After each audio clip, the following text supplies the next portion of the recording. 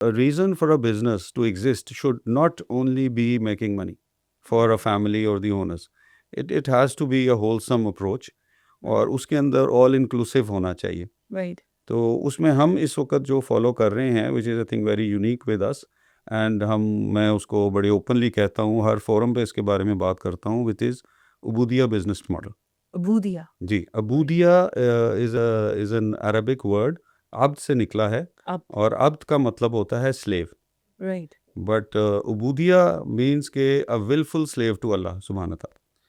और Indeed. उसका कि अगर एक मुसलमान है और वो अल्लाह को खुश रखना चाहता है, उसकी विलफुल स्लेवरी में आना चाहता है, तो वो क्या करे, बिज़नेस कैसे करे?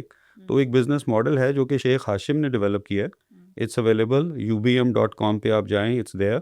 उनके यहाँ भी ऑफिसेज़ हैं, कराची में भी हैं। आई मीन मेरी कोई हेल्प चाहिए हो उसकी फर्दर डिटेल्स में तो I can get you the numbers also. All right. और वो हर तरह से आपको गाइड करते So हैं। when you entered into about Abudia 15 years ago. 15 years ago.